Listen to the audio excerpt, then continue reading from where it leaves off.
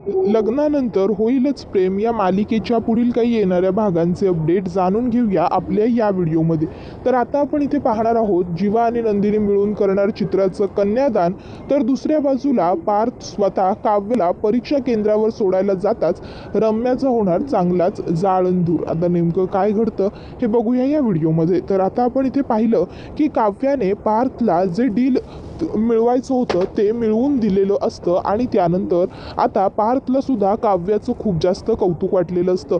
मग आता काव्याचं कौतुक करण्यासाठी पार्थ हा संध्याकाळी जाताना आईस्क्रीम घेऊन घरी जातो आणि आता तो काव्याला म्हणतो की आपण आईस्क्रीम खाऊया. आणि पार्थ व काव्या दोघंजण एकत्र बसून आता आईस्क्रीम खात असतात. त्यावेळी काव्या पार्थला सांगते, देशमुख, माझं परीक्षेचं हॉल तिकीट आलेलं आहे आणि मला बोरिवलीला सेंटर लागलंय. पार्थ म्हणतो, चांगली गोष्ट आहे. काव्या म्हणते, पार्थ, तुम्ही आज चक्क माझ्यासाठी हे आईस्क्रीम घेऊन आलात, यामागे नेमकं कारण काय हे सांगाल का?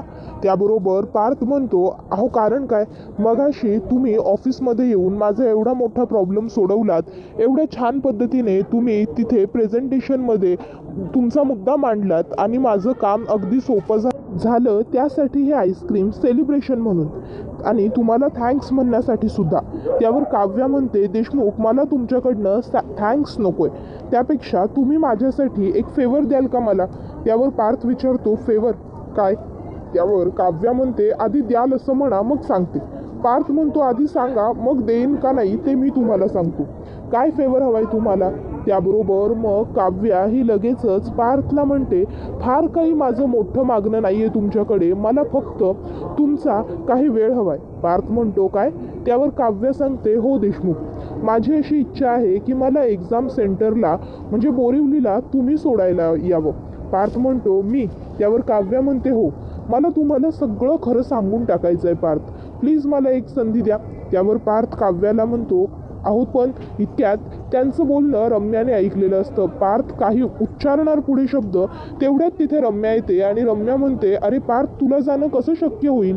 नाही जमणार तुला जायला, विसरतोयस का तू? अरे आता नुकतंच आपण नवीन प्रोजेक्ट हातात घेतले, ही सुद्धा होतीच की त्या मीटिंगमध्ये, हिनेच चांगला मार्ग सुचवला होता ना तेव्हा तुला, आणि आता हीच तुला म्हणते की मला परीक्षा केंद्रावर सोडायला ये.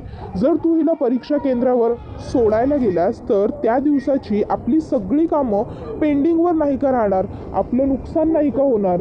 आणि हे सगळं कसं शक्य होईल? त्याबरोबर मग पार्थसुद्धा काव्याला म्हणतो, काव्या, रम्याचं म्हणणं बरोबर आहे, सध्या काम महत्त्वाचं आहे आणि मला तुम्हाला सोडायला यायला जमणार नाही, त्यामुळे प्लीज तुम्ही तुमच्या जा खरंच. त्याबरोबर काव्या म्हणते, पार्थ, हो असं काय करताय? मी कुठे तुम्हाला रोज रोज बोलते, फक्त एका दिवसाचाच तर प्रश्न आहे आणि मी तुमचा पूर्ण वेळसुद्धा नाही मागत आहे, अगदी काही ताससुद्धा पुरेसे आहेत तुमचे मला. प्लीज पार्थ, मला तुम्हाला ना माझ्या मनातलं सगळं सांगायचं आहे हो, खरंच माझं मन मोकळं करायचं आहे मला. त्यावर रम्या म्हणते, अगं काव्या, तुझं काहीही म्हणणं असलं ना तरीसुद्धा सध्या काम हे जास्त महत्त्वाचं आहे, work is always first priority, असं पार्थने मला नेहमी सांगितले, त्याच्याकडूनच तर ही गोष्ट मी शिकली आहे ना, आणि आता जर तोच तुला सोडायला आला तर मग कसं चालेल? त्यावर मग लगेचच पार्थ म्हणतो, हो रम्या, बरोबर बोलतेस तू. काव्या, हे बघा, work is always our first priority, हे माझं ब्रीदवाक्य आहे. त्यावर काव्या म्हणते, ठीक आहे देशमुख, तुम्हाला जे योग्य वाटेल तुम्ही ते करा, माझी काहीच हरकत नाही. फक्त मी पुन्हा एकदा तुम्हाला रिक्वेस्ट करते, जमलं तर प्लीज एक दिवस माझ्यासाठी वेळ काढा आणि नक्की मला परीक्षा केंद्राला सोडायला या. हे परीक्षेचं ओझं ज्याबरोबर मी बाजूला काढणार आहे ना माझ्या मनावरनं, तसंच मी तुमच्याबरोबर खोटं बोलली आहे किंवा मी तुमच्यापासून गोष्टी लपवल्या आहेत हे गिल्टसुद्धा मला बाजूला करायचं आहे. एवढं बोलून काव्य तिच्या खोलीत जाते. आता मालिनी काकूंनी पार्थ, काव्य आणि रम्याचं सगळं बोलणं ऐकलेलं असतं आणि त्यांनी खोलीत जाताना काव्याचा पडलेला चेहरासुद्धा पाहिलेला असतो. त्यामुळे मग आता मालिनी काकूंना काव्याचं वाईट वाटतं आणि आता त्या विचार करतात की मीच पार्थ बरोबर जरा बोलायला हवं. मग मालिनी काकू पार्थकडे येतात आणि आता त्या पार्थला म्हणत असतात, पार्थ, हे बघ, मला माहिती आहे बाळा की तुझं सध्या खूप काम वगैरे सुरू आहे, तू व्यस्त आहेस. पण मला काय वाटतं माहिती आहे का, तू काव्याला परीक्षा सेंटरवर सोडायला जायला हवंस. अरे, काव्या केवढ्या आशेने आली होती तुझ्याकडे आणि ती रिक्वेस्ट करत होती ना तुला. त्यावर पार्थ म्हणतो, आई अगं मला तुझं सगळं कळतंय, मला सगळं पटतंय सुद्धा, पण तुला कसं कळत नाही आहे गं. सध्या माझ्यासाठी माझं काम हेच महत्त्वाचं आहे. माझं काम ही माझी फर्स्ट प्रायोरिटी आहे.